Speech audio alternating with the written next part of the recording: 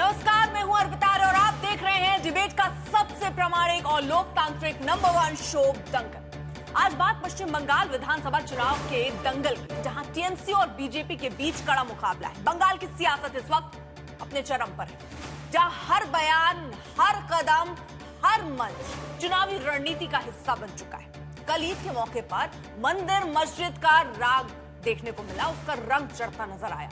ममता बनर्जी ने कोलकाता में ईद के मौके पर बीजेपी के घुसपैठिए वाले मुद्दे पर अब तक का सबसे बड़ा पलटवार किया। ईद उल फितर के मौके पर कोलकाता के रेड रोड पर आयोजित एक बड़े धार्मिक कार्यक्रम में ममता ने प्रधानमंत्री मोदी को सबसे बड़ा घुसपैठिया बता दिया। ये वही मुद्दा है जिस पर प्रधानमंत्री मोदी लगातार ममता सरकार को घेर रहे हैं। ममता के बयान पर बीजेपी ने हार की हताशा में दिया गया बयान बता दिया। वहीं बीजेपी ने भी बंगाल में अपने वोटरों को मैसेज दिया। शिवेंद्र अधिकारी कालीघाट मंदिर में जाकर पूजा अर्चना करते हुए नजर आए। मां काली से आशीर्वाद मांगते हुए कहा कि बंगाल में घुसकर बांग्लादेशी घुसपैठियों ने बहुत अत्याचार किया है। बंगाल में अगले महीने 2 चरणों में वोटिंग होनी है और ऐसे में जैसे जैसे ये तारीख नजदीक आएगी, बयान और भी तीखे होंगे और सियासी चालें और भी पेचीदा। लेकिन सवाल यह है कि क्या बंगाल मंदिर मस्जिद की राजनीति से बाहर निकल पाएगी? इस बार बंगाल में किस पार्टी की नैरेटिव का सिक्का चलेगा? बीजेपी टीएमसी के आमने सामने की लड़ाई में आखिर कांग्रेस और कभी 34 साल तक लगातार सरकार में रहने वाली लेफ्ट क्या कर रही है? आज इन्हीं सवालों के साथ होगी बड़ी बहस, लेकिन इससे पहले देखिए हमारी खास रिपोर्ट।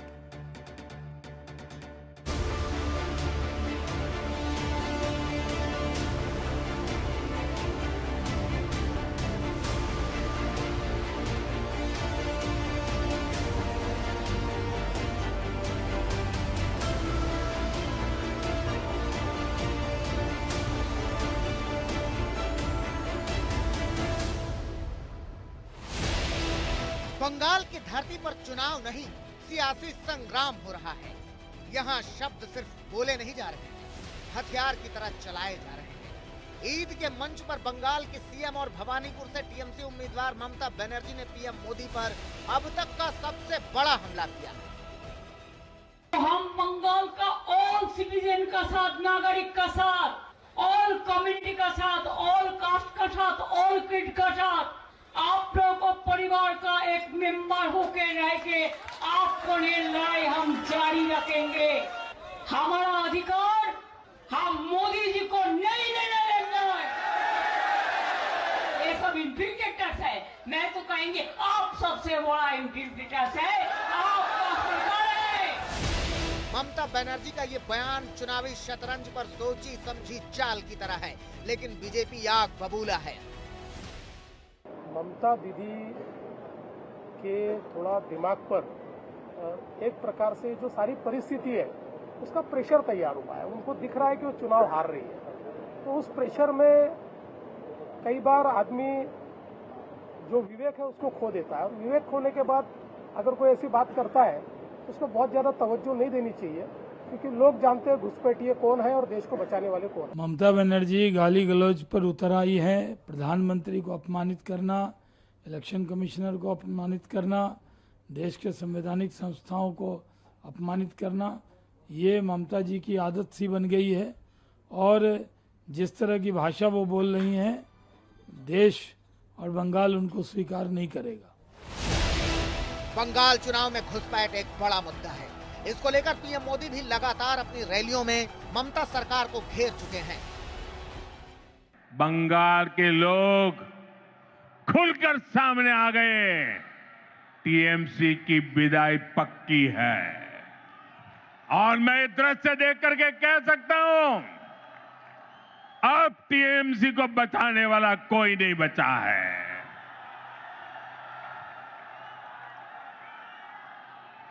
इसलिए ये बंगाल के आप लोगों को डरा धमका कर रखना चाहते हैं। इसके लिए टीएमसी वाले माफिया गिरोहों को पालते हैं, ये कट्टरपंथियों को संरक्षण देते हैं और ऐसे गिरोहों की ताकत बढ़ाने के लिए घुसपैठियों को बुलाते हैं। घुसपैठियों को बंगाल चुनाव में ममता अपने हिसाब से चुनावी गोटियां बिछा रही हैं, तो उन्हें भवानीपुर से टक्कर देने वाले शुभेंदु अधिकारी अपने हिसाब से। बीजेपी उम्मीदवार शुभेंदु अधिकारी ने भवानीपुर में कालीघाट मंदिर में दर्शन किए। सनातन अस्मिता के जरिए बीजेपी लगातार हिंदू वोटरों को संदेश दे रही है। मुस्लिम का एक रिलीजियस प्रोग्राम है, जिस तरीके से प्रधानमंत्री को अपमान घुसपैठिया की, ये बहुत गलत काम है और निंदा होना चाहिए। यहीं से साफ होती है असली तस्वीर। एक तरफ मुस्लिम मतदाताओं को साधने की कोशिश, तो दूसरी तरफ हिंदू कार्ड का खुला खेल। पश्चिम बंगाल में वोटिंग की तारीख जैसे जैसे करीब आएगी, वैसे वैसे तीखे बयान और सियासी चाल टेढ़ी होती जाएगी। पश्चिम बंगाल में इस बार 2 चरणों में वोटिंग होगी। 294 सीटों वाली विधानसभा में 23 और 29 अप्रैल को वोटिंग होनी है, जबकि वोटों की गिनती बाकी के और 4 राज्य असम, तमिलनाडु, पुडुचेरी, केरल के साथ 4 मई को होगी। ममता बनर्जी 20 मई 2011 से पश्चिम बंगाल की मुख्यमंत्री हैं। उन्होंने 34 साल के लेफ्ट शासन को समाप्त करते हुए पहली बार मुख्यमंत्री पद की शपथ ली थी। ममता पश्चिम बंगाल की पहली महिला मुख्यमंत्री हैं। 2011, 2016 और 2021 में जीत के साथ ममता हैट्रिक लगा चुकी है। इस बार ममता जीत का चौका लगाना चाहती हैं। वहीं बीजेपी के लिए करो या मरो जैसे हालात हैं। बंगाल जैसे राज्य में बीजेपी अब तक सत्ता से दूर रही है। इस बार रिवाज बदलना चाहती है। बंगाल चुनाव में एसआईआर, घुसपैठ या बांग्लादेशी भ्रष्टाचार जैसे मुद्दों पर टीएमसी और बीजेपी की जीत का कांटा अटका हुआ है। अब देखना है कि किसकी बात बंगाल के वोटरों के दिल जीत पाती है। आज तक ब्यूरो। तो चलिए चर्चा की शुरुआत करते हैं। मेहमानों से परिचय आपका करा दे। सिद्धार्थ यादव प्रवक्ता बीजेपी के हमारे साथ हैं, स्वयं प्रकाश पुरोहित प्रवक्ता टीएमसी के हमारे साथ हैं, मीता चक्रवर्ती प्रवक्ता कांग्रेस पार्टी के हैं, विशाल मिश्रा राजनीतिक विश्लेषक हैं, वो हमारे साथ जुड़े हुए हैं, विवेक श्रीवास्तव स्टूडियो में हमारे साथ नेता लेफ्ट पार्टी के इस वक्त हमारे साथ जुड़े हुए हैं। लेकिन हम शुरुआत करें उससे पहले आज दंगल के कौन से प्रमुख सवाल है जो आपके सामने हम रखने वाले हैं, उसको जरा आपके सामने रखिए। क्या बंगाल चुनाव में फिर से धर्म का दांव चलेगा? क्या बंगाल चुनाव में घुसपैठ भी एक बड़ा मुद्दा बनेगा? ये हमारा दूसरा प्रमुख सवाल। और तीसरा सवाल कि क्या ममता के लिए भवानीपुर बनेगा नंदीग्राम? ये हमारा तीसरा सवाल। सबसे पहले मैं स्वयं प्रकाश पुरोहित साहब आपके साथ शुरुआत करूंगी, क्योंकि एक चीज से मुझे थोड़ी आश्चर्य है, राजनीति के इतर मैं ये जानना चाहती हूँ, बंगाल आने के लिए क्या नागरिकता लेनी पड़ती है सर? नहीं, बंगाल आने के लिए नागरिकता लेनी पड़ती है, ये सवाल आपको देश के केंद्र में बैठी हुई सरकार से पूछना चाहिए, गृह मंत्रालय से पूछना चाहिए कि विदेशों से अगर किसी धरती से, अगर देश के किसी भी कोने में, चाहे वो पहलगाम में घुसता हो, चाहे आसाम में घुसता हो, चाहे त्रिपुरा में घुसता हो, अगर बाहर से बाहर के लोग घुसने वाले जो लोग हैं, उनकी नागरिकता देने का अधिकार तो पश्चिम बंगाल के पास में नहीं है, वो केंद्र में बैठी हुई केंद्रीय सरकार के पास में है। पश्चिम बंगाल में जिस तरह से बंगाल के लोगों के साथ में एक सौतेला व्यवहार किया जा रहा है केंद्रीय सरकार द्वारा, 2021 में जब से भारतीय जनता पार्टी यहाँ से मेरा सवाल ये था सर, मैं अगर बंगाल आना चाहूं, चुनाव आ रहे हैं सर, मैं कवर करना चाहूंगी, मैं आ सकती हूँ ना? एकदम मैं घुसपैठी या मैं बाहरी तो नहीं हो जाऊंगी, या मुझे कौन सी नागरिकता लेके आनी पड़ेगी? क्योंकि राज्यों में जाने के लिए कभी ऐसे घुसपैठी शब्दों का इस्तेमाल नहीं है। देश के प्रधानमंत्री के लिए अगर आप कर रहे हैं, आपकी पार्टी कर रही है, तो फिर सबके लिए ऐसा ही है क्या सर? नहीं, ये बेमौसम बरसातें एहसास करा रही है। बेमौसम बरसात होती है ना, तब ऐसा ही होता है। चुनाव के समय कुछ लोग विदेशी पक्षी आते हैं, चुनाव के समय आइए आप चुनाव प्रचार करिए। ये विदेशी कैसे सर? मुझे ये बताइए, देश का प्रधानमंत्री अगर पहुंचता है, या वो बीजेपी का ही नेता क्यों ना हो, नहीं आपको चलिए वो देश के प्रधानमंत्री नहीं, बीजेपी तो ही नेता मानेंगे आप, वो अगर जा रहे हैं तो वो विदेशी कैसे हो गए? मैं ये जानना चाहती हूँ। नहीं, किसने उनको विदेशी कहा, मुझे नहीं पता कौन सी टिप्पणी की आप बात कर रहे हैं। अभी आपने विदेशी शब्द का इस्तेमाल किया, मैं आप, क्योंकि ममता बनर्जी कह रही है बाहरी घुसपैठ बंगाल में, वो कह रही है बाहरी और वो कह रही है घुसपैठिए। आप मुझे जरा बता सकते हैं कि घुसपैठिए का मतलब क्या होता है? आप मुझे बता सकते हैं घुसपैठिए का मतलब सर क्या होता है? घुसपैठिए जो है, जो बाहर के देश से हमारे देश में घुसपैठ करके घुसते हैं और यहाँ देश के अंदर में रह रहे हैं, ठीक है, वैसे लोगों को चिन्हित करने का काम केंद्र में बैठे हमारे गृह मंत्री। तो फिर ममता बनर्जी प्रधानमंत्री के लिए घुसपैठिए शब्द का इस्तेमाल कैसे कर सकती है सर? नहीं, घुसपैठिए शब्द का इस्तेमाल ममता बनर्जी ने कभी प्रधानमंत्री जी के लिए नहीं किया। बाहरी और घुसपैठिए किसके लिए कहा गया? नहीं, बाहरी और घुसपैठिए शब्द जो है, बाहरी व्यक्ति कौन है?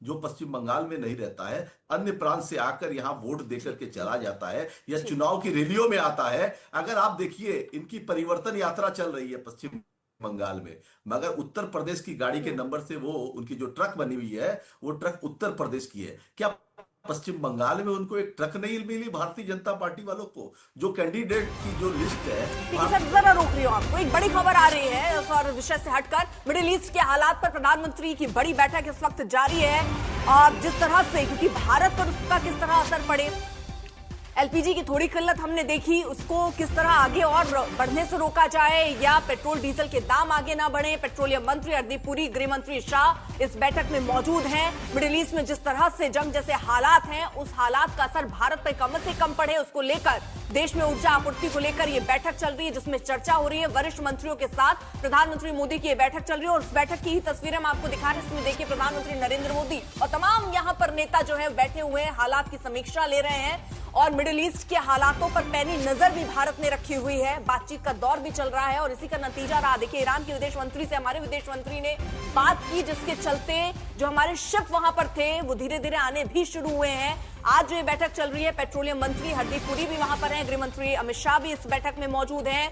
प्रधानमंत्री नरेंद्र मोदी की अध्यक्षता में एक तरीके से कहिए तो ये बैठक, जहां पर मिडिल ईस्ट के हालातों को लेकर वरिष्ठ मंत्रियों के साथ ये बैठक, और डिटेल्स हमारे सहयोगी हिमांशु इस वक्त पहुंचाएंगे। हिमांशु, देखिए, बिल्कुल ये एक वरिष्ठ मंत्रियों की जो बैठक है वो प्रधानमंत्री नरेंद्र मोदी ने बुलाई है और वेस्ट एशिया में जो कुछ इस वक्त हालात हैं उनको मद्देनजर रखते हुए, और देश के अंदर पेट्रोलियम प्रोडक्ट हो, क्रूड ऑयल हो, एलपीजी हो, या पावर सेक्टर के लिए जो रिक्वायरमेंट है कोल या अन्य जो सामग्री है, उसके साथ साथ फर्टिलाइजर, इन सबकी सप्लाई चेन पर कोई इम्पैक्ट और इफेक्ट ना आए, इसके लिए क्या भारत सरकार कर सकती है, जरूरी कदम उठा सकती है, उनको लेकर। और इसीलिए इस जो मीटिंग है उसमें गृह मंत्री अमित शाह, राजनाथ सिंह, जेपी नड्डा, शिवराज सिंह चौहान हैं, अश्विनी वैष्णव हैं, प्रहलाद जोशी हैं, मनोहर लाल खट्टर इस बैठक के अंदर है, और तमाम चाहे वो एनएसए हो या प्रिंसिपल सेक्रेटरी टू पीएम पीके मिश्रा है, और शक्तिकांत दास होंगे प्रिंसिपल सेक्रेटरी नंबर 2 है। तो एक तरीके से सरकार इस क्राइसिस को लेकर किस तरीके से टैकल और हैंडल करना है और मॉनिटरिंग सिस्टम को और मजबूत करना, और उसके साथ साथ सरकार मिलकर काम कैसे करे और इसके अल्टरनेट रूट्स क्या हो सकते हैं, जिससे भारत में ये जो सप्लाई चेन है, चाहे वो पेट्रोलियम प्रोडक्ट हो या गैस हो या क्रूड ऑयल हो या अन्य एनर्जी सेक्टर से जुड़ी हुई चीजें हो या फर्टिलाइजर हो, इनकी सप्लाई चेन में किसी भी तरीके की कोई रुकावट ना आए और ये स्मूथ प्रोसेस के तहत हो। इसके लिए सरकार जो है अपनी तरफ से सारे जो कदम उठाने हैं वो भी उठाए, और वो लगातार मॉनिटरिंग सिस्टम के तहत जो है उनको देखते हुए जो आगे कदम उठाने हैं उसको विचार विमर्श करने के लिए ये बैठक बुलाई गई है। हिमांशु, ये कब तक साफ हो पाएगा कि क्या महत्वपूर्ण और चीजें रही जिस पर फैसला एक तरीके से हो जाए, क्योंकि आम जनता भी ये जानना चाह रही है कि एलपीजी का संकट लोगों ने झेला है, अब और ऐसे संकट ना हो उसके लिए उनकी सरकार उनके लिए क्या कर रही है? देखिए, सरकार की ये कोशिश भी है कि हॉर्मुज स्ट्रेट से जो है वो भारतीय समुद्री जहाज जो है, जो चाहे वो गैस लेके हो या petroleum sector petrol crude oil लेकर आ रहे हैं, उनको वहां से पासिंग रूट जो है वो मिले। पहले भी ऐसा हुआ है और पासिंग रूट्स मिले हैं जिससे सप्लाई चेन स्मूथ बनी हुई है, लेकिन आने वाले दिनों में इस तरीके की कोई प्रॉब्लम ना हो। जो वेस्ट एशिया के अंदर हालात है वो हालात अगर इसी तरीके के रहेंगे तो फिर भारत को क्या अल्टरनेट रूट्स तलाशने हैं इन सेक्टर्स के लिए कि समुद्री जहाज के जरिए जो है पेट्रोलियम प्रोडक्ट, क्रूड ऑयल हो, एलपीजी हो, फर्टिलाइजर हो, ये तमाम चीजें जो है वो भारत में आसानी से पहुंचे और आम आदमी के जनजीवन पर कोई किसी तरीके का इम्पैक्ट और इफेक्ट इस वेस्ट एशिया की प्रॉब्लम से ना पड़े। इसको लेकर सरकार लगातार कोशिश भी कर रही है और इसीलिए ये बैठक बुलाई है कि आगे इन फ्यूचर भी जिस तरीके का हालात है उस पर ये इस तरीके की बैठक जो है कंटिन्यूअस देखने को मिलती है। बहुत सारी चीजें देखिए बैठक में तय होती हैं और जनता के सामने भी नहीं यही बार आती, लेकिन जनता सिर्फ इतना चाहती है कि उनको जो परेशानी हो रही थी अभी हाल फिलहाल वो दिक्कतें अब और ना बढ़े, और इसलिए बैठक बहुत महत्वपूर्ण हमारी नजर इस पर रहेगी। लेकिन चलिए अब विषय पर जुड़ते हैं हम जिस पर हम बात करें। तो स्वयं प्रकाश जी, मैं जल्दी से एक छोटा रिएक्शन, क्योंकि देखिए सारे मेहमान पर हम जा नहीं पाए। आपने ये ममता बनर्जी के लिए आपने कह दिया कि उन्होंने घुसपैठिया शब्द का इस्तेमाल ही नहीं किया सर। नहीं किया सर। मैंने घुसपैठिया प्रधानमंत्री के लिए नहीं किया। घुसपैठिया प्रधानमंत्री कैसे हो सकती है? तो कौन है घुसपैठिया सर? सबसे बड़ा घुसपैठिया कौन है सर? सुनिए ना, जिस तरह से ये सबसे बड़ा तो खेला चल रहा है ये इलेक्शन कमिश्नर के द्वारा। इलेक्शन कमीशन जिस तरह से मनमानी कर रहा है, सुप्रीम कोर्ट घुसपैठिया कौन है? ममता बनर्जी क्या? ये सवाल ही नहीं है सर। मैं ठीक है सर, ये राजनीति के अलग अलग पार्ट हो सकते हैं। मैं आपकी चीज जो आपने सबसे बड़ा घुसपैठिया, मैं थोड़ा समझना, सबसे बड़ा घुसपैठिया कौन है सर? सबसे बड़ा घुसपैठिया जो है इलेक्शन कमीशन, जो बाहरी वोटर को देखिए, इलेक्शन कमीशन अभी भी देश का इलेक्शन कमीशन सबसे बड़ा घुसपैठिया है। नहीं, वो जो कार्रवाई कर रहा, सुन लीजिए आप, लोगों का अधिकार कार्रवाई कर रहा है, वो छीनने के लिए घुसपैठिया कार्रवाई नहीं हो घुसपैठिया के सकती। नाम सबसे पर बड़ा घुसपैठिया सर, मैं सबसे बड़ा घुसपैठिया, या तो आप पहले पूछ लीजिएगा मुझे ममता नहीं पता बनर्जी से, सबसे बड़ा घुसपैठिया। एक बार पूछ लीजिएगा अब छोटा सर कि उन्होंने किसको घुसपैठिया लेकर और कहा, बड़ा उसके घुसपैठिया, बाद आप तस्वीर क्लियर मीडियम कीजिएगा। घुसपैठिया, आप गोल गोल घुमा रहे आपकी हैं, है, इनको नहीं बोला, आपकी उनको बोला, आप उनको नहीं घुमा बोला, रही इनको है, बोला, एक बार आप क्लियर घुमा रही है, सर, मैसेज पे अगर आप बात घुमा होती रही हो। है। एक मिनट रोक रही हूं आपको, ये बैठकों की तस्वीरें आने लग गई हैं इस बीच, क्योंकि मिडिल ईस्ट के जो हालात है उसको लेकर दरअसल ये बैठक चल रही है। और चिंता देखिए इस वक्त हर देश के माथे की लकीरों माथे पर नजर आएगा, क्योंकि यहां पर गैस, पेट्रोल, ये सारी दिक्कतें हैं। और ये बैठक की तस्वीरें आ रही थी जो हम आपके सामने रख रहे हैं। पेट्रोलियम मंत्री भी हैं, गृह मंत्री अमित शाह भी हैं, प्रधानमंत्री नरेंद्र मोदी को भी आप देख रहे हैं। अब ऐसे वक्त पर जैसे हमने एलपीजी के केस में देखा, कालाबाजारी भी बहुत हुई, इसको लेकर सरकार पर सवाल भी उठे कि जब हालात ऐसे थे तो पहले से इंतजाम क्यों नहीं किए। सरकार का दावा था कि हालात पे हमने पहले से नजर रखी और बहुत जो मुमकिन स्टेप्स थे वो उठाए, लेकिन फिर भी बहुत सारे सवाल सरकार को लेकर उठे। इन सब के बीच ये बैठक बहुत महत्वपूर्ण है, क्योंकि आगे जिस तरह से युद्ध कहां जाता नजर आ रहा, भी कुछ समझ नहीं आ रहा युद्ध खत्म कब होगा। और ऐसे में ये बैठक इसलिए कि अगर लंबा चलता है युद्ध तो भारत इससे कैसे निपटेगा, क्योंकि हमारा एक बड़ा हिस्सा जो है वो यही इन्हीं देशों से आता है। और इसको ये हॉर्मुज़ स्ट्रेट, हालांकि हमने यहाँ पर बातचीत के माध्यम से अपने जो जहाज हैं वो बुलाए जरूर हैं, लेकिन बहुत सारे जहाज अभी भी है और फ्रीक्वेंसी भी समझिए आप थोड़ी कम हुई है। यानी पहले जिस तादाद में आप कह लीजिए शिप्स आते थे अब वो नहीं है, तो इसलिए वो आपूर्ति कैसे हो ये बहुत ही बड़ा मुद्दा है। और उसी को लेकर ये बैठक सबसे ज्यादा चिंता यहाँ पर है, ये है कि क्या पेट्रोल और डीजल के दाम बढ़ेंगे, और अगर ऐसा बढ़ता है तो देश में महंगाई जैसे हालात भी होंगे। तो ऐसे में सरकार का चिंता करना जायज है जनता के लिहाज से भी, क्योंकि जनता भी ये चाहती है कि जल्द ही कुछ इस पर कदम उठाए जाएं ऐसे जिस पर बोझ जो है वो मिडिल ईस्ट के युद्ध का भारतीय जनता पर ना आए।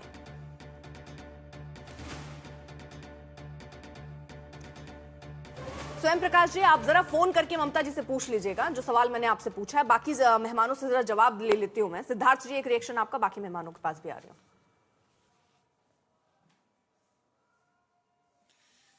देखिए अर्पिता जी, अभी जो स्वयं प्रकाश जी जिस कठिनाई में फंसे हुए थे, ये कठिनाई पूरी टीएमसी की यहां पर है।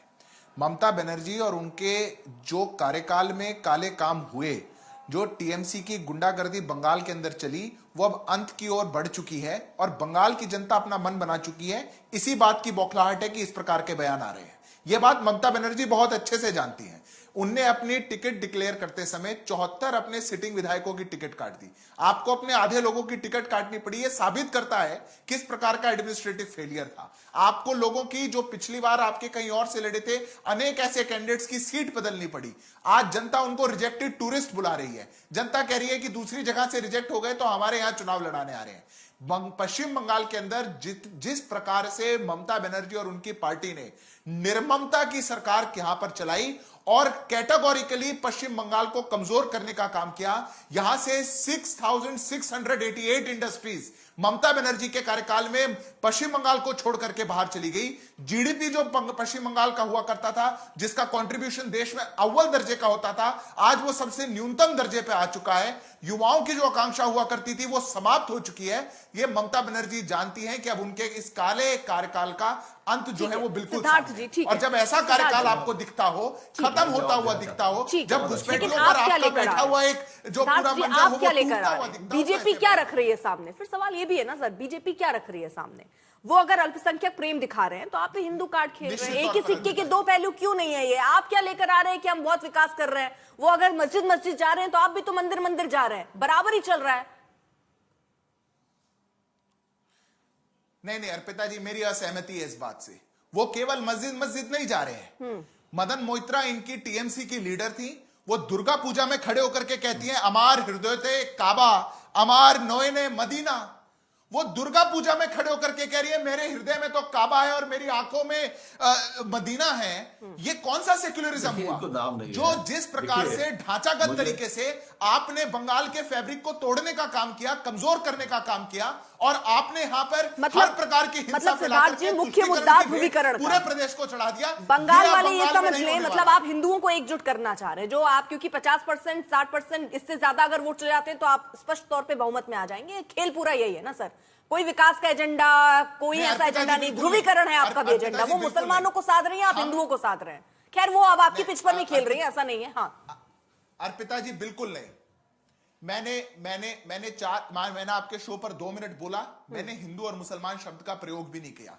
मैंने 6,688 इंडस्ट्रियां बंगाल को छोड़ करके चली गई, मैंने इस बात का उल्लेख अब ये आपने किया। 5.8% जीडीपी में कंट्रीब्यूशन बंगाल का हो चुका है, जो 10% हुआ करता था। वो मैंने उसका उल्लेख किया। मैं हिंदू मुसलमान की बात नहीं। अच्छा, आज अर्पिता जी बंगाल की बात सुना था क्या है। ये आपने? बंगाल का चुनाव है, बंगाल को बचाने का चुनाव है। बंगाल बचेगा कि नहीं बचेगा आज ये तय करना है। और जब तक टीएमसी का काला काल यहाँ पे रहेगा, बंगाल नहीं बच सकता। देखिए, ठीक, बहुत बहुत धन्यवाद। हाँ, सिद्धार्थ, बहुत बहुत धन्यवाद। आपने इतनी तारीफ करी कम्युनिस्टों के हमारे शासनकाल की।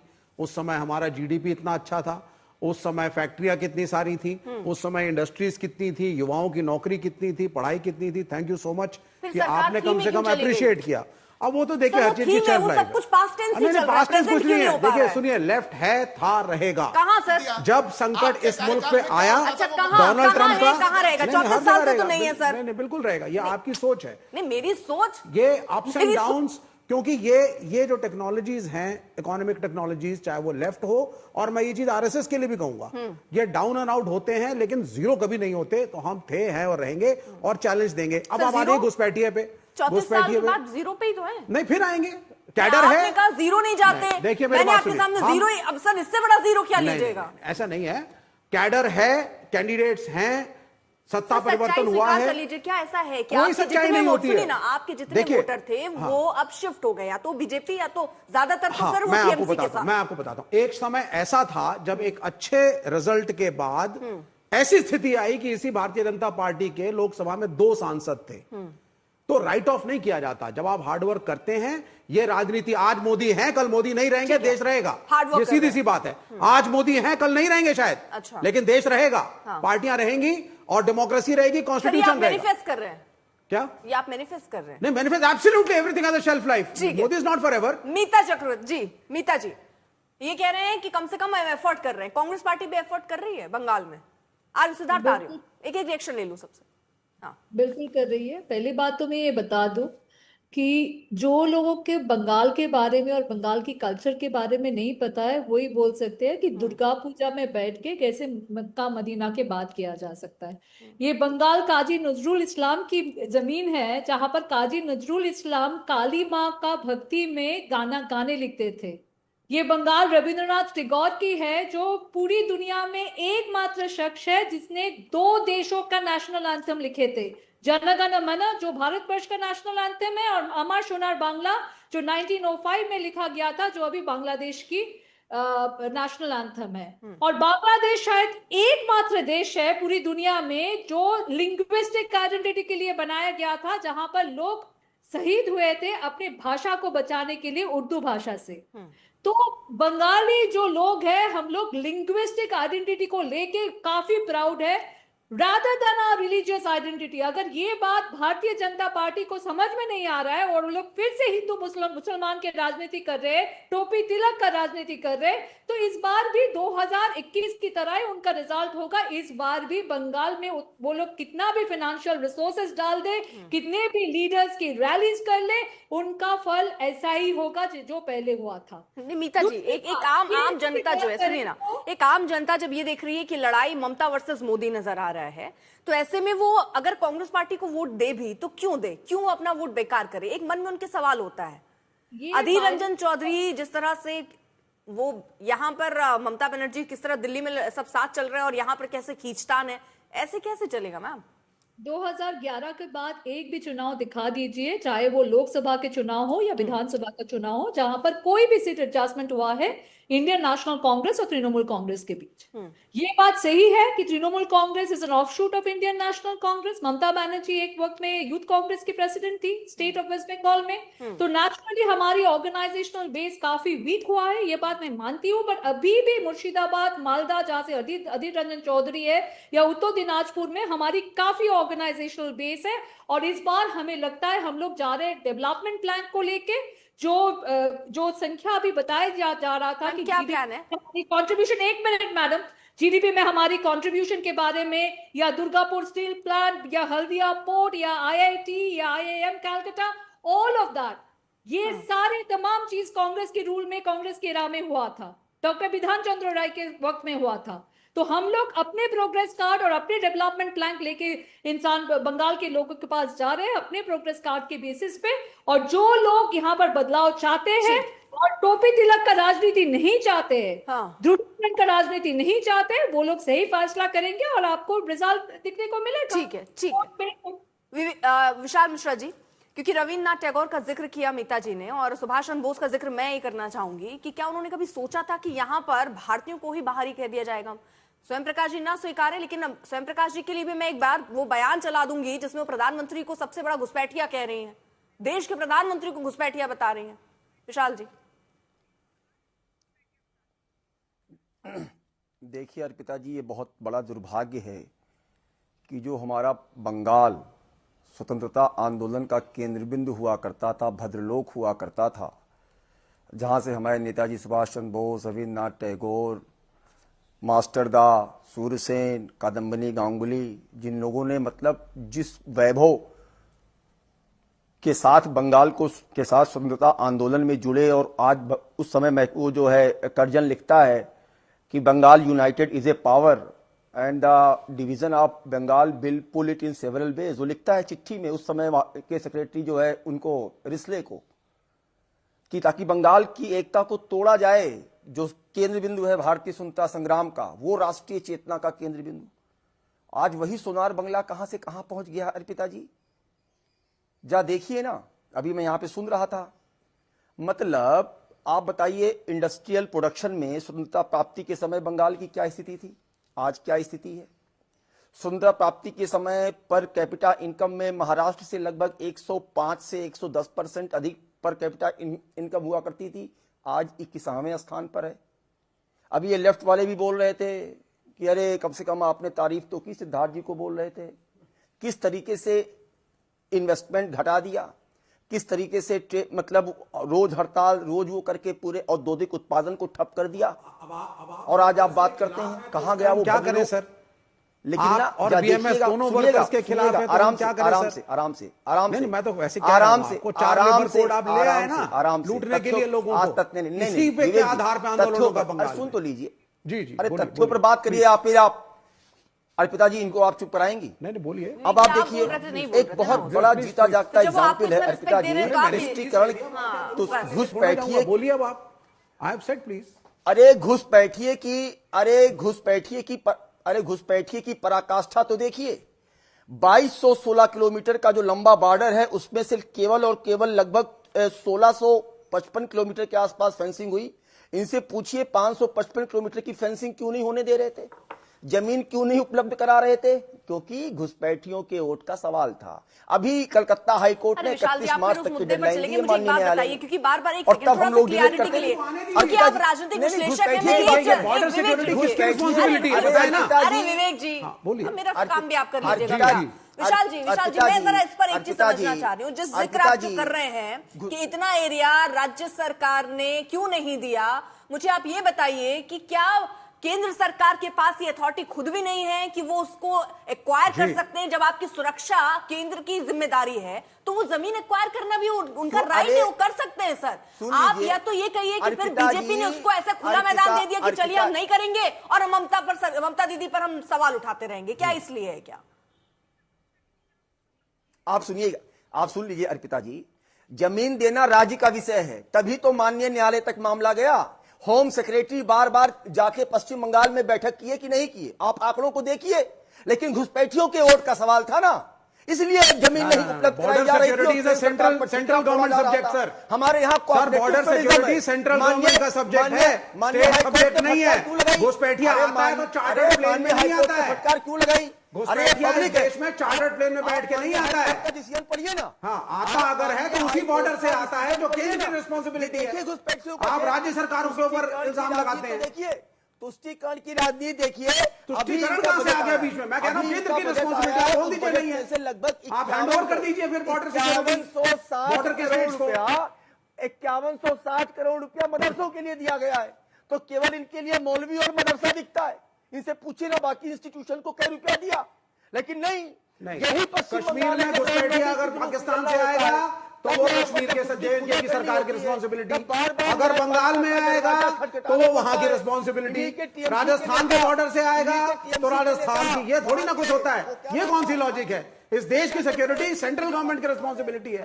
Defence is a central government subject, border security force is a central government subject. Murshidabad में वो जो ढांचा बनाया जा रहा है, तब इनके पूरे के पूरे जो है इंडी गठबंधन वाले और ये टीएमसी के ऊपर चुप्पी क्यों?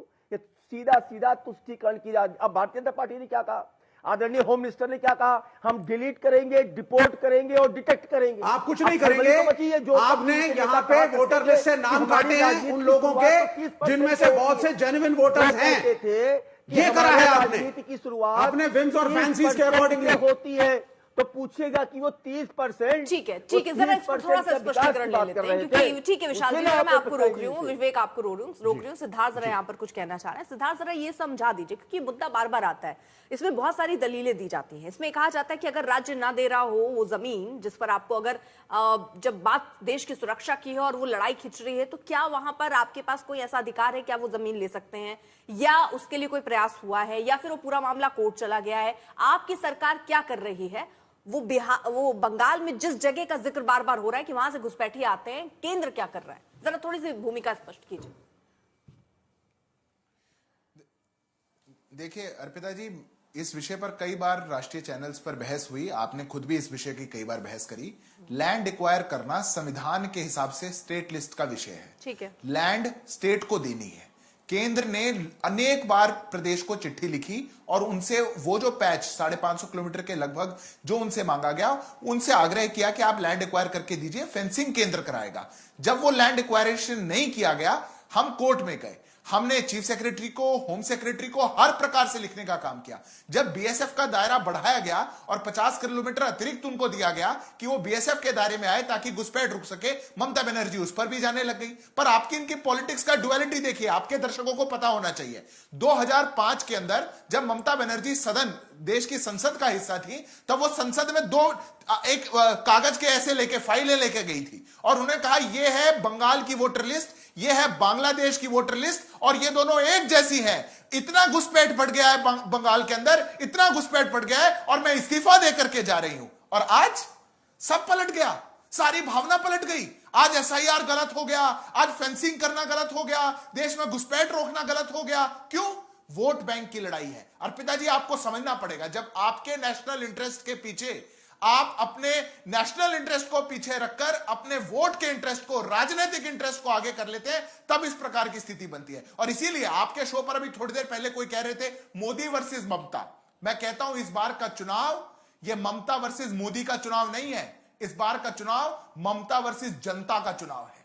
कहां मोदी जी और कहां ममता? ये तो बंगाल की जनता इस बार जो ममता बनर्जी के इस काले कार्यकाल के सामने खड़ी होगी और आंखों में आंखें डाल करके इसको चुनौती देने का काम करेगी, तब बात बनेगी। कांग्रेस की प्रवक्ता बहुत डिफेंड कर रही थी अभी टीएमसी को, मुझे लगा गठबंधन हो गया इनका। इतनी देर में मैंने देखा टीएमसी की तो सारी लिस्टें आ चुकी, वो तो इनके खिलाफ लड़ रहे हैं, पर कांग्रेस आज भी डिफेंड कर रही है। अधीर रंजन चौधरी धरती पे पूरा टीएमसी का कार्यकाल के खिलाफ लड़ाई लड़ रहे हैं, ऊपर इनके केंद्रीय नेतृत्व जो है वो गलबैया कर रहे हैं, हाथ में हाथ डाल के मिला रहे हैं। ये कैसी बात हुई? ये सारी राजनीति है। बंगाल की चिंता इनमें से किसी को नहीं है। और अगर ये लिंग्विस्टिक के आधार पर बंगाल बटा था और बंगाल की बात थी, मैं आपके दर्शकों को कहता हूं गूगल मुसलमानों को टिकट देंगे। राजेश, अरे आप फिर उसमें हिंदू मुसलमान ढूंढ लाते हैं, फिर आप कहते हैं कि ये लीजिए बीजेपी हिंदू मुसलमान कर रहे हैं, फिर आप खुद ले आते हैं, उसके बाद फिर आप देश में 80 लोकसभा सीटों में से एक भी मुसलमान को सीट गजब हाल है सर। तो यहाँ बता दो देना, किसी और कम्युनिटी को टिकट मिलेगा क्या? आप क्यों इसको हिंदू मुसलमान, ये बना रहे हैं, हिंदू मुसलमान कर रहे हैं, मुझे बताइए। ये बनाना चाहते हैं हम, उन्होंने कहा, उन्होंने कहा बता दें हर कम्युनिटी को टिकट मिलेगा तुम्हारी पार्टी से, ये बता दो भाई। राजेश और सभी अरे हम कहां सोचकर कहां पहुंच गए। सिद्धार्थ जी ठीक है। और उर्दू टीचर को लगा दिया गया और गोली मार के ममता सरकार ने उनको जान से मार डाला। आप लोग बंगाली अस्मिता की बात करते हैं, आप माँ माटी मानुष की बात करते हैं। आपका कोई दर्शक जाके चेक कर ले, राजेश और तपस इस्लामपुर के, वो कह रहे थे कि बांग्ला मतलब कुल मिलाकर अगर इस चर्चा को भी आप सुन रहे होंगे घर पर टीवी में बैठ के, तो ये पूरा का पूरा ध्रुवीकरण यानी हिंदू मुसलमान की चर्चा आई जा रही है। बात यहाँ पर घुसपैठ को रोकने की बात शुरू हुई तो उसमें भी हिंदू मुसलमान आ गया, विवेक जी ले आ रहे हैं, सिद्धार्थ जी ले आ रहे हैं, लेकिन स्वयं जी जरा जो ममता बनर्जी चुनाव में ले आई है घुसपैठी वाला शब्द और क्या कहा है उन्होंने, जरा एक बार आपको सुनवा देती हूँ मैं, ध्यान से सुनिएगा सर, फिर शायद आप जवाब दे पाए। सुनवाइए जरा। हम बंगाल का ऑल सिटीजन का साथ, नागरिक का साथ, ऑल कम्युनिटी का साथ, ऑल कास्ट का साथ, ऑल किड का साथ, आप लोगों को परिवार का एक मेंबर होके रह के आपको ये लड़ाई हम जारी रखेंगे। हमारा अधिकार हम मोदी जी को नहीं लेने देंगे। ये सब इंफिल्ट्रेटर्स है, मैं तो कहेंगे आप सबसे बड़ा इंफिल्ट्रेटर्स है, आपका सरकार है। स्वयं जी जी सुनिए, सवाल क्या है आपका, पूछिए सवाल आपका क्या है। ये मैंने वही क्यों सवाल है सुनाया ना। सर, आप मतलब किस दुनिया नहीं, में आप इन्फिल्ट्रेशन पर, आप इन्फिल्ट्रेशन कर करके आप क्या कर रहे हैं, आप इन्फिल्ट्रेशन देखिए 4 मई के बाद में आपको ये इन्फिल्ट्रेशन और घुसपैठिए शब्द सुनने नहीं मिलेगा। 4 मई को जब मतलब पश्चिम ममता बंगाल बनर्जी का उसके चुनाव बाद नहीं जी- बोलेंगी। आप मुझे बोलने देंगे अनइंटरप्टेड। सर मैं आपसे स्वयं जी मैंने आपको सुन लिया, मैंने स्टार्टिंग से आपको एक सवाल पूछा, आप उसका जवाब नहीं दे पा रहे हैं, आप ये बता दीजिए क्या इतना मुश्किल है उसका जवाब देना। सुनिए तो मुझे सवाल सुनिए, आपने कहा ममता बनर्जी ने नहीं बोला, इसलिए मैंने उसको आपके सामने रख दिया, या फिर आप ये कहिए कि आप अपने ही नेताओं के बयान नहीं सुनकर आते हैं और चर्चा में आ जाते हैं सर, या तो आप ये कह दीजिए। चाहेंगे जब हम बोलना चाहेंगे तो आप सुनना नहीं चाहेगी। अरे ऐसा थोड़ी सर, आप कुछ भी सुनाएंगे और हम सब बैठकर सुनेंगे। नहीं, वो कुछ भी अभी सिद्धार्थ बोल रहा था, सुन रहे थे, देश की अरे जनता उनको भी को रोक सुना दिए रहे थे। और वो आपको समय दिए हैं सर। पिछले 2.5 का 5 मिनट तक उसने बोला है, 5 मिनट तक सिद्धार्थ ने बोला है, 3 अच्छा तो आप 10 मिनट मिनट बोलेंगे, बोला है, मगर तृणमूल भले उसमें आप सारी रेसिपी बता दीजिए, कुछ भी बोलिए लेकिन बोलेंगे, मेरे सवाल पे नहीं बोलेंगे। अरे रुकिए ना स्वयं जी, जो सवाल है सुनिए ना। एक सेकंड स्वयं जी, आपने मेरा सवाल सुना, अरे मेरा सवाल सुना सर, सिद्धार्थ प्लीज। धुरंधर बनने की कोशिश कर रहे हैं ना। अरे स्वयं प्रकाश जी, सुन लीजिए, सच्चाई से क्यों भगा रहे हैं? स्वयं प्रकाश जी, स्वयं प्रकाश जी, स्वयं प्रकाश जी, एक सेकेंड, आपने मेरा सवाल सुना कि नहीं सर? सवाल सुना, सवाल सुने कि नहीं? और 4 मई तक अच्छा मतलब इनको सिर्फ बोलना है, वो नहीं कर सकती सर, मैं इसकी इजाजत नहीं दे सकती। आप सवाल सुन नहीं रहे हैं, मैंने ममता बनर्जी की बाइट आपके लिए चलाई ताकि आप ये सुन सकें कि वो ये बाहरी मुझे अपनी बात रखने का समय देंगे। अरे बात क्या रखेंगे, सवाल का जवाब देने के लिए बुलाया है सर, बात रखने के लिए क्या होता है? डिबेट में क्या पश्चिम बंगाल की बात को रखने का डिबेट मिलेगा? सर क्या बात है, रखिए जरा मैं सुनूं। सर चलिए 30 सेकेंड आपको, सर मैं सुनती हूँ जरा बंगाल की जनता के लिए क्या बोल रहे हैं आप, बोलिए बोलिए सर। बंगाल की जनता ईडन गार्डन में मैच है और सामने से धुरंधर बॉलर आ रहे हैं, वसीम अकरम, वकार यूनिस और सचिन तेंदुलकर की तरह हमारी दीदी टिकी हुई है और स्टेट ड्राइव जब खेलेगी चौका 4 रन और चौथी बार ममता बनर्जी की सरकार बनने जा रही है। इससे बौखलाए हुए लोग हैं। भारतीय जनता पार्टी के गलत बात है पिताजी, वकार यूनिस किसको कह रहे हैं आप? रुक जाइए, आप तय करेंगे, रुक जाइए ना, सर रुकिए, आपके नेताओं का दिल धड़कता है, आप इसके लिए गलत है। मैं तुम्हारे बीच में नहीं बोला, मैं तुम्हारे बीच में नहीं बोला। सुनिए, सुन लीजिए, आप सज्जन व्यक्ति है, सुनिए ना, मैंने आपको अरे आप भी तो सज्जन व्यक्ति, मैं आपको भी सज्जन व्यक्ति मान रही हूँ सर। हो गया आपका 30 सेकेंड स्वयं जी, ठीक है, आप क्रिकेट के जरिए भी आपने समझा दिया सर। सुन लीजिए, आप सवाल तो आप मेरे सवाल का जवाब देंगे या मुश्किल है आप कह दीजिए नहीं पास? नहीं, आपका सवाल अटक गया है 4 मई के बाद। अटक गया, जवाब नहीं मिल रहा इसीलिए अटकी हुई हूँ सर। पिछले 4 महीने से घुसपैठिए वो व्यक्ति कर रहा है जिसकी जिम्मेदारी है घुसपैठिए को पकड़ के निकालने की। ठीक है, तो इसलिए अपनी जिम्मेदारी दिखाते हुए ममता बनर्जी ने देश के प्रधानमंत्री को सबसे बड़ा घुसपैठिया बोल दिया है और स्वयं प्रकाश जी के लिए बहुत मुश्किल है इसको डिफेंड करना। मैं आगे बढ़ती हूँ क्योंकि इतना और समय जाया नहीं कर सकती मैं चर्चा में। ठीक है, अब मैं आगे बढ़ती हूँ सर। आपने बंगाल को लेकर भी बोल लिया, आपने इस पर बचने का पूरा प्रयास भी कर लिया, जनता ने ये देख भी लिया। मैं जरा आगे बढ़ते हुए मीता जी से एक रिएक्शन, मेरे पास लास्ट 2 मिनट है, जल्दी जल्दी से एक रिएक्शन सारे मेहमानों का ले लेती हूँ। मीता जी देखिए, यहाँ पर जो डिस्कशन हो रहा है घुसपैठिया को लेके, मैं एक संख्या रखना चाहती हूँ और एक गवर्नमेंट ऑफ इंडिया का संख्या है। अच्छा मीता जी, मेरा एक सवाल इस पे जरा आपसे जोड़ना चाह रही हूँ। ये जिस तरह से ममता बनर्जी ने बोला कि सबसे बड़े घुसपैठिए प्रधानमंत्री नरेंद्र मोदी को लेकर, जो आपने सुना होगा अभी बयान, उस पर एक रिएक्शन। नहीं बोलना चाहिए था। वो हमारे देश का प्रधानमंत्री है, वो सिर्फ बीजेपी का प्रधानमंत्री नहीं है, वो हर एक भारतीय का प्रधानमंत्री है। प्रधानमंत्री या कोई भी भारतीय वेस्ट बंगाल में वेलकम है, वो घुसपैठिया नहीं है। पहली बात तो ये। दूसरी बात, 2004 से लेके 2014 तक यूपीए 1 और यूपीए 2 की सरकार के वक्त 23,000 से ज्यादा बांग्लादेशी इन्फिल्ट्रेटर्स घुसपैठिया को चिन्हित करने का काम यूपीए सरकार ने किया और डिपोर्ट करने का काम किया। 2014 से लेके 2024 तक ये संख्या है 3,000 से 4,000 के बीच। मतलब 23,000 यूपीए ने किया और 3,000 से थोड़ा ज्यादा एनडीए 1 और एनडीए 2 ने किया। दूसरी बात, जो हमारे इंडो बांग्लादेश बॉर्डर है वो शायद 4.2 किलोमीटर्स का है, 4,200 किलोमीटर्स अप्रोक्सीमेटली। उसमें अब अगर 3,000 मेरे ख्याल से 4,000 किलोमीटर का है और उसमें 3,200 किलोमीटर का जो फेंसिंग का काम खत्म हो गया है, उसमें भी 2,600 किलोमीटर का फेंसिंग का काम हुआ था यूपीए 1 और यूपीए 2 के वक्त। और अर्थात फेंसिंग का काम हम लोग ज्यादा करें, इन्फिल्ट्रेटर्स को हम लोग आइडेंटिफाई करके बाहर निकाले और इसको पॉलिटिकल इशू बना के पॉलिटिक्स के लिए और इलेक्शन के पहले इसका राजनीतिक फायदा तोड़ने। ठीक है, यानी आपको ये लग रहा है कि घुसपैठिए जैसा मुद्दा जो है उसको राजनीति के तौर पर सामने रखा जा रहा है, पहली चीज जिसको यहाँ पर बीजेपी बार बार उठा रही है बंगाल के संदर्भ में अगर देखें। दूसरी चीज, यहाँ ध्रुवीकरण का खेल सीधा नजर आता है। अगर ममता बनर्जी अल्पसंख्यकों को साधने की कोशिश कर रहे हैं तो बीजेपी हिंदुत्व का काट चल रही है। अब तक छोटे से ब्रेक टाइम देखना होगा बंगाल में, देखते रहिए आज तक देश का सर्वश्रेष्ठ न्यूज चैनल।